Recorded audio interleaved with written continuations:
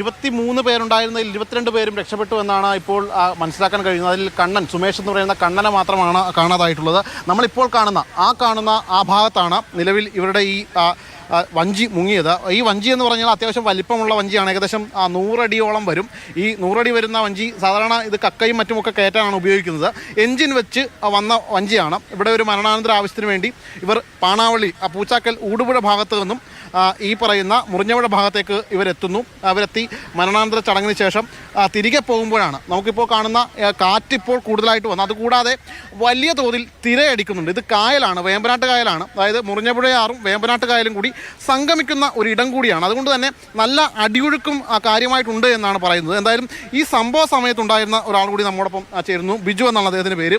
ചേട്ടന് വരുമ്പോൾ എന്തായിരുന്നു കാണുന്നത്? ഇവിടെ ഈ പറഞ്ഞ പോലെ തന്നെ ഒരു മരണാനന്തര ചടങ്ങിന് വേണ്ടിയാണ് ഈ വള്ളത്തിൽ ഈ ആളുകളൊക്കെ വരുന്നത്.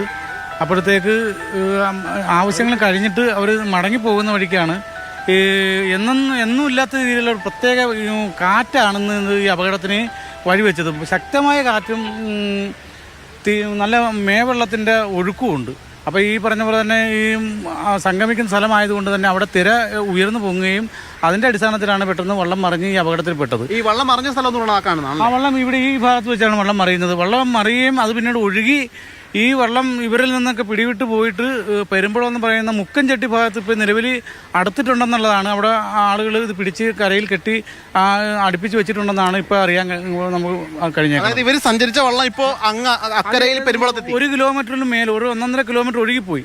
മണിക്കൂറുകൾക്കകം തന്നെ ഇത്രയും ദൂരം ഈ അത്രയ്ക്ക് ശക്തമായ ഒഴുക്കാണ് ഇവിടെ ഉണ്ടായിരുന്നത്.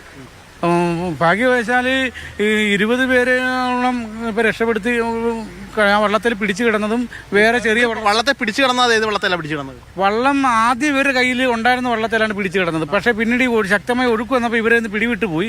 അപ്പോഴത്തേക്ക് ഈ കക്കയുടെ ഇറച്ചി കൊടുക്കാൻ വന്ന ആൾക്കാർ ഇത് കണ്ടിട്ടാണ് രക്ഷാപ്രവർത്തനത്തിന് എന്ന നിലയിൽ അവർ ആ വള്ളോട്ട് വരികയും അതേ പിടിച്ചു കിടന്നിട്ട് അങ്ങനെയാണ് ഇവർ എല്ലാവരും രക്ഷപ്പെടേണ്ട ഒരു സാഹചര്യം ഉണ്ടായത്. അത് ചെറുവള്ളമായിരുന്നു. അത് ചെറുവള്ളമായിരുന്നു.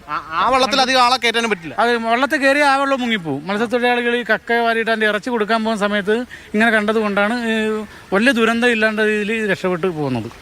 പ്രതീക്ഷ, അതായത് ഈ അപകടത്തിന്റെ വ്യാപ്തി വളരെ കുറയാനുള്ള കാരണവും അതുതന്നെയാണ്. അതായത് ഈ ഉച്ച സമയമായതിനാൽ തന്നെ ആ കക്ക എടുക്കാൻ, അതായത് ഈ കക്ക സൂചിപ്പിച്ചതുപോലെയും അവിടുത്തെ പ്രതികരണങ്ങളൊക്കെ കേൾക്കുമ്പോഴും മനസ്സിലാകുന്ന അത്ഭുതകരമായിട്ടുള്ള ഒരു രക്ഷപ്പെടലാണ് ഇപ്പോൾ വൈക്കത്ത് ഉണ്ടായിരിക്കുന്നത്.